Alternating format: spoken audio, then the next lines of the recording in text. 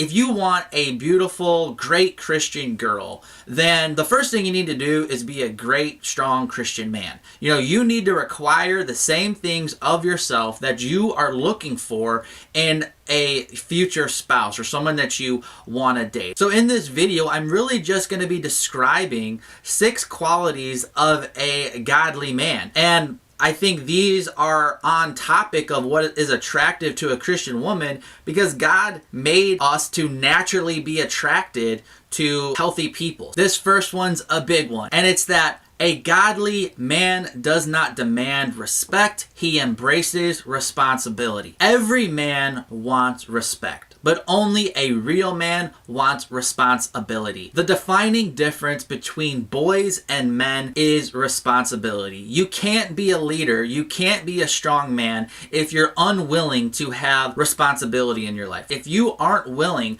to take responsibility for the well-being of other people, to sacrifice yourself for their benefit, and to, sacrificially let go of things for the benefit of serving others, which is really what responsibility is, then you're not going to be able to lead anybody. You're not going to be a strong Christian man. You're going to be living a smaller, less significant life because all you're doing is worrying about yourself. When you aren't willing to take on responsibility, you're missing the essence of masculinity, of true strength. It says in Proverbs 31 verse 23, her husband is known in the gates when he sits among the elders of the land. So this beautiful Christian woman that's described in Proverbs 31 is married to a man who has embraced responsibility. The second quality of a godly man that women find attractive is a man who knows he's a man. In other words, he's validated. There's nothing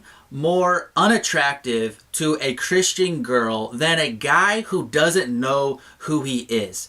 Essentially every guy has a question inside of them, and it's, am I a man? Am I a real man? And a lot of times a girl won't be able to know the difference that she feels around certain guys, but basically, usually the difference is that one guy, in everything he's doing, is asking the question, am I a man? And then other guys are expressing the answer that they already know. Yes, I am a godly man because God has validated me in that way. A godly man doesn't go to a woman to find his strength. Rather, he goes to a woman to offer the strength that he is already being given by God. A lot of times, guys will go to a woman to try to see if they are a man. We equate a beautiful woman with the answer to that question. If I can get a beautiful woman, I must be a real man. And so guys are walking around not literally asking the question, am I a man? But we can see them asking that question in the things they're doing. Are they one-upping everybody in a story? Are they flaunting their muscles or something? Or are they flaunting their fancy car, flaunting their money, or just bragging? When guys are doing that, they're asking that question, do you see me? Am I a strong man? Let me know, because I'm not sure. But a real man already has that question answered, and he's been validated by other men, hopefully by his father. But ultimately,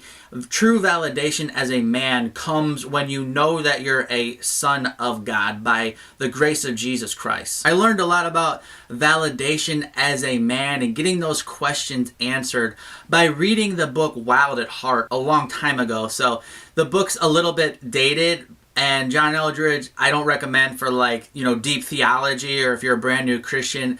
It's not like a Christianity 101 type of book, but you might really benefit from reading Wild at Heart by John Eldredge if you want more information on getting that question answered as a man. Number 3, a godly woman is attracted to a Christian man who has direction in life. Another thing that I learned from reading Wild at Heart is that a woman doesn't want to be the adventure, but she wants to join her man on the adventure. A lot of guys feel like the purpose of life is to find a Christian girl, love her, and be loved by her, and that's basically the main goal. But a Christian girl who's mature knows enough about herself to know that she's not that interesting to sustain a guy for the rest of their life.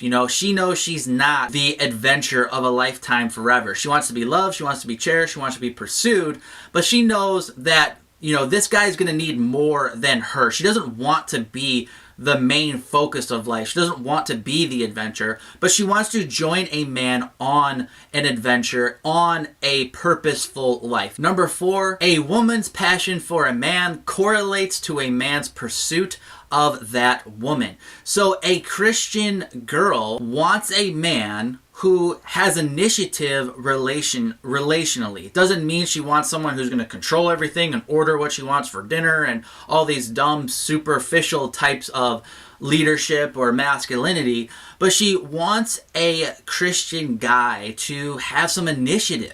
When there's a problem in the relationship, he's not cowering in the corner waiting for her to come in, figure it out. He's there willing to work on it. He's pursuing. Number 5, a godly Christian woman is attracted to a good provider. Now, I can see a lot of guys getting upset by this one because a lot of times people leave comments on some of the videos I make and say Christian women or just women in general are gold diggers. All they care about is money. They won't date me because I don't have the best job ever.